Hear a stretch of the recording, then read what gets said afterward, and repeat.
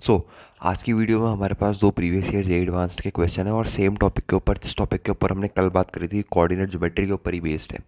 अब यहाँ पर इस वीडियो में आपको ये बताना चाहता हूँ कि जेईई एडवांस एक तो सबसे पहले कभी भी फॉर्मूला बेस्ड क्वेश्चन नहीं पूछता और पिछली वीडियो में भी हमने इसी चीज़ में डिस्कस करी थी।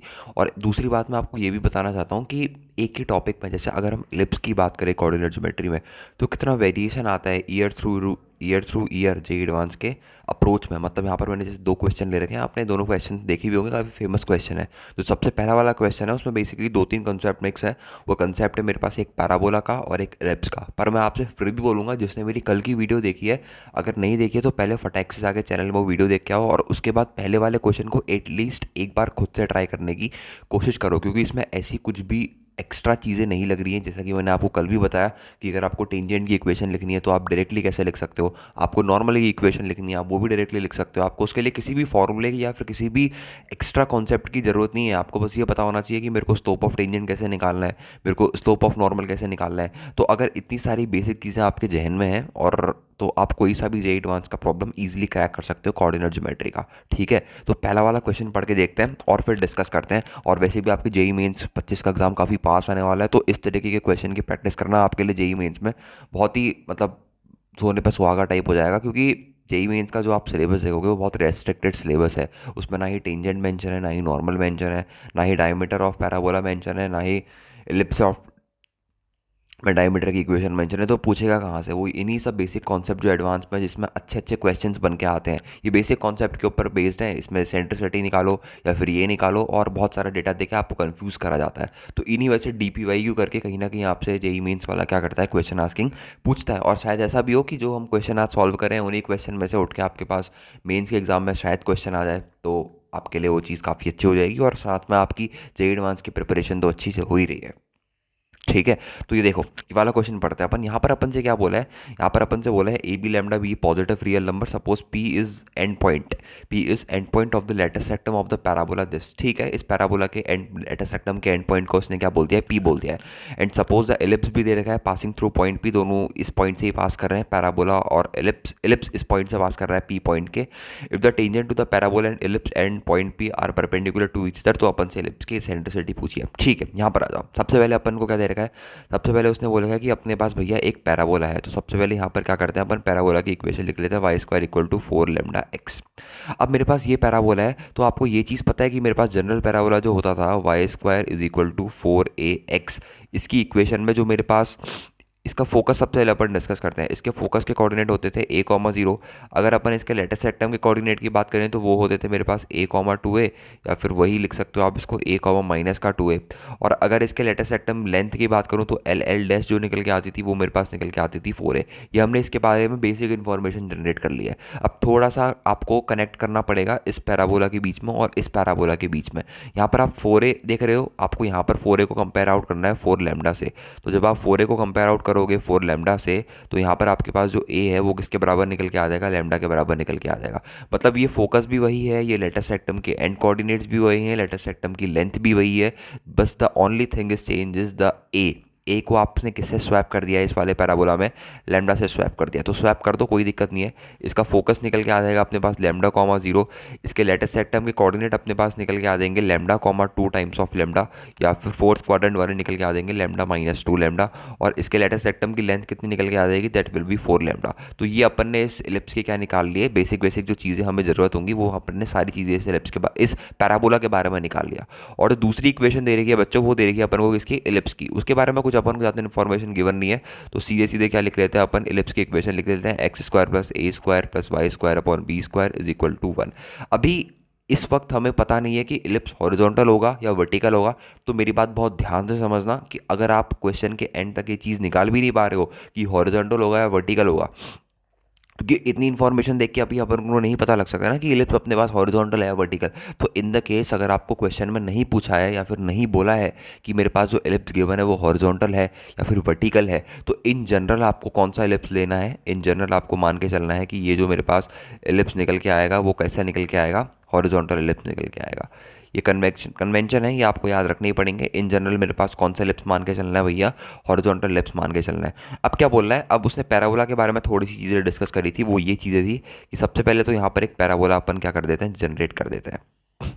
ठीक है, तो यहाँ पर अपन ये पैराबोला को क्या कर लेते हैं, ड्रॉ कर लेते हैं। तो ये अपने पास क्या हो गया, ये अपना पैराबोला हो गया। और यहाँ पर कहीं पर क्या हो रहा था, अपने पास एक एलिप्स भी ड्रॉ हो रहा था, तो ये अपन ने क्या कर दिया, ये एलिप्स ड्रॉ कर दिया। ठीक है, एक मिनट। तो यहाँ पर अपन ने क्या कर दिया, ये एलिप्स ड्रॉ कर दिया। थोड़ा सा से शिफ्ट कर दूँ, हाँ बस ये परफेक्ट। ये अपने क्या कर दिया, एलिप्स भी ड्रॉ कर दिया। अब देखो वो क्या बोल रहा है कि पैराबोला का जो लेटस सेक्टम का एंड पॉइंट है, लेटस सेक्टम का एंड पॉइंट कहाँ पर होगा, लेटस सेक्टम का एंड पॉइंट यहाँ पर होगा। और यहाँ पर मेरे पास फोकस होगा, फोकस के कोऑर्डिनेट है मेरे पास लेमडा कॉमा 0। और इस पॉइंट को अगर पी नाम दूँ तो पी पॉइंट के कोऑर्डिनेट है मेरे पास lambda comma 2 times of lambda. इस पी पॉइंट पे क्या बोल रहा है कि सबसे पहले तो तुम एलिप्स पर टेंजेंट डालो। तो ठीक है, इस पी पॉइंट पे एलिप्स पर टेंजेंट कुछ इस तरीके से होगी, और इसी पी पॉइंट पे तुम पैराबोला पे भी टेंजेंट डालो। तो ठीक है, इस पी पॉइंट में पैराबोला पे टेंजेंट कुछ इस तरीके से होगी। ये दोनों टेंजेंट की बात हो रही है, तो ये दोनों टेंजेंट आपस में परपेंडिकुलर हैं। अब मैं मान लेता हूँ कि एलिप्स पे जो टेंजेंट है उस टेंजेंट का स्लोप मेरे पास, सॉरी पैराबोला पे जो टेंजेंट है उस टेंजेंट का स्लोप m1 है, एलिप्स वाले टेंजेंट का स्लोप m2 है। तो अगर ये बताओ कि ये दोनों टेंजेंट अगर मेरे पास परपेंडिकुलर हैं, तो इन दोनों टेंजेंट्स का जो स्लोप का जो मल्टीप्लिकेशन होगा, क्या वो मेरे पास -1 होगा। That is the only concept which you have to use in this question. ये मेरे पास एलिप्स की इक्वेशन दे रखी है कितनी, x² / a² plus y² / b² equal to 1। अब कई बच्चे बोलेंगे कि सर टेंजेंट का स्लोप कैसे निकालेंगे, बहुत ही ईजी है। टेंजेंट का स्लोप निकालने के लिए आपको किस पॉइंट पर टेंजेंट है वो पॉइंट गिवन होगा ना, तो आप टेंजेंट का स्लोप भी निकाल सकते हो, टेंजेंट की इक्वेशन भी निकाल सकते हो, टेंजेंट के बारे में हर चीज़ निकाल सकते हो। But the one thing which you have to given is slope of tangent and the point where it is tangent.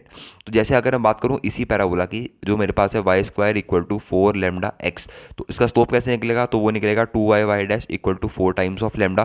तो स्लोप ऑफ टेंजेंट कितना निकल के आ गया, पैराबोला के केस में ये निकल के आ गया 4 लैम्डा अपॉन 2y। अब y क्या है, y बेसिकली वो पॉइंट का y कोऑर्डिनेट है जिस पॉइंट पे मेरे पास टेंजेंट डाली है पैराबोला पे। तो किस पॉइंट पर टेंजेंट डाली है, टेंजेंट डाली है लेम्डा कॉमा 2 लैम्डा वाले पॉइंट पे। तो y कोऑर्डिनेट 2 लैम्डा पुट करोगे तो y' कितना आ जाएगा, पैराबोला का 1 आ जाएगा।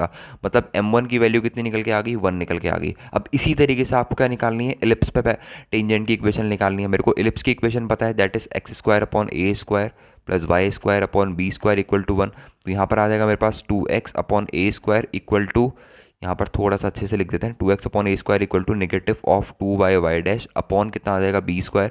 2 से 2 अगर मैं काट दूँ तो y' यानी कि एलिप्स पर टेंजेंट की इक्वेशन कितनी निकल के आ गई, ये निकल के आ गई b² अपॉन कितनी आ गई है a² माइनस का।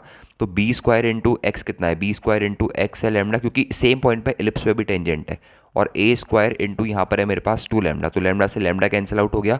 तो y' जो आ गया, यानी कि मेरे पास m2 का जो वैल्यू निकल के आ गया वो कितना निकल के आ गया, माइनस का b² अपॉन 2a²। अब यहाँ से क्या निकल रहा है सर, थोड़ा सा इसको और सॉल्व करो फर्दर कैसे सॉल्व करेंगे, फर्दर को जिस तरीके से सॉल्व करेंगे कि m1 × m2 जो प्रोडक्ट है, m1 × m2 का जो प्रोडक्ट है मेरे पास वो होना चाहिए -1 के बराबर। मतलब m1 तो अपने पास 1 ही है, इंटू m2 कितना है अपने पास, वो है माइनस का b² upon 2a² equal to -1।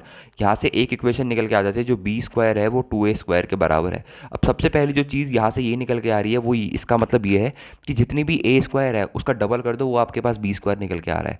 मतलब यहाँ पर एक चीज़ ये क्लियर है कि भैया अगर a² की वैल्यू 1 है तो यहाँ पर b² की वैल्यू कितनी आ रही है, 2 आ रही है। ठीक है, अगर a² की वैल्यू 2 है तो b² की वैल्यू कितनी आ जाएगी, 4 आ जाएगी। मतलब यहाँ पर एक चीज़ अपन को ये समझ में आ गई कि b की जो वैल्यू है वो a से बड़ी है, b की जो वैल्यू है वो b से a से बड़ी है। तो यहाँ पर आपकी एक और चीज़ समझ में आ गई होगी कि ये मेरे पास हॉरिजॉन्टल एलिप्स नहीं है, ये मेरे पास कैसा एलिप्स है, ये मेरे पास है वर्टिकल एलिप्स। यहाँ पर जो जनरल असम्पशन है जेईई एडवांस ने उसे ही गलत कर दिया।